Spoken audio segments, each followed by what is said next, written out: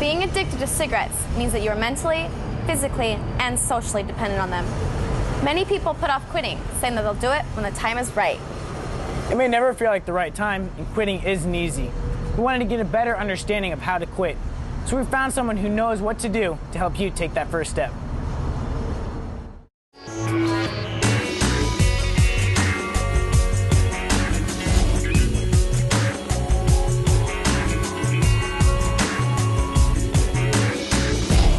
Well, thanks for coming and answering some questions for us today. Studies have shown that there are 5 steps for quitting smoking and quitting for good.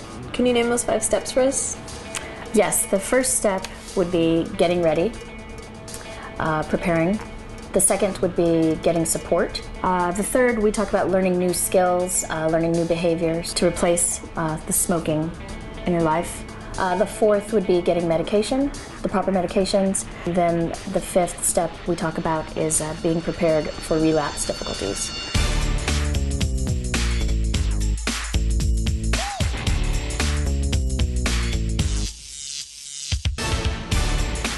How do you develop the confidence to quit?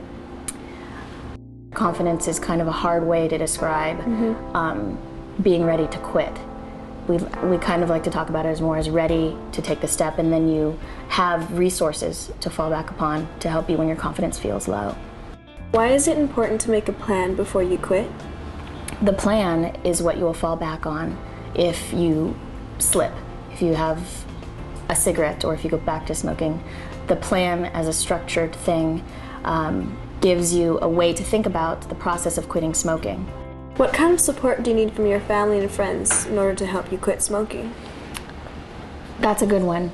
Not only do they need to be committed to your health and your well-being as a person, but often smokers have family and friends that are also smokers. We think it's really important to formally ask your family and your friends to support you and not to tempt you while you're trying to quit smoking. How could someone who is trying to quit smoking mess up their own progress?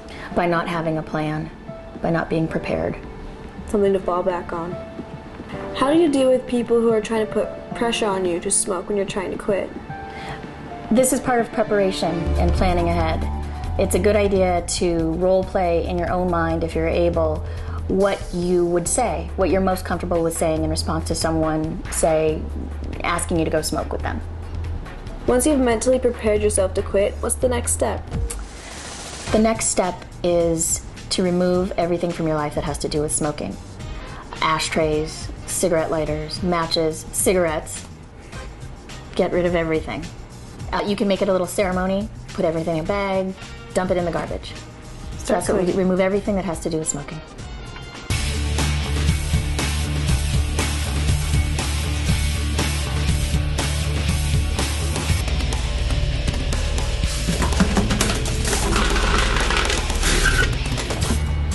How do you distract yourself from the urges to smoke? That's a good question. Exercise, eating. I mean, most people don't want to do that, but you can replace smoking with eating, snacking on things, healthy snacks. Exercise, hobbies, talking to friends, talking to family.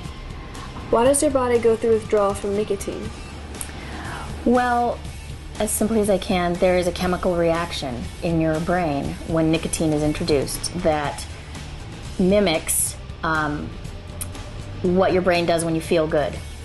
So if you take that away after you've used it for a while to feel good, your brain says, I want more. I want to continue to feel good. What are the different stages of withdrawal? You can expect cravings. You can expect experiencing stress a little more intensely and emotions a little more intensely. You can experience hunger, wanting to eat more, irritability. Sometimes people feel nauseous and get headaches from the physical withdrawal. What is the easiest way to stop smoking? Is there any kind of pill that anyone can take to help them quit? Wouldn't that be great? No, there's no easy way to quit smoking. We recommend a combination. In our program, we use the nicotine replacement, the medications. We use preparation, which I've mentioned, and we use support.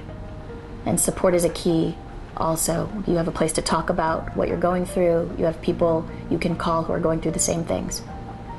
How do rewards help people stay on track who are trying to quit smoking? We like to break it down into little steps by asking you to make a contract with yourself. On this day, I will promise myself that I will not smoke for 5 days. At the end of 5 days, I will reward myself with a new pair of shoes, or a trip to the movies. Once that 5-day period is over, then you renew this contract, this reward system. So by the time X amount of rewards have passed by, you could feasibly have not been smoking for months.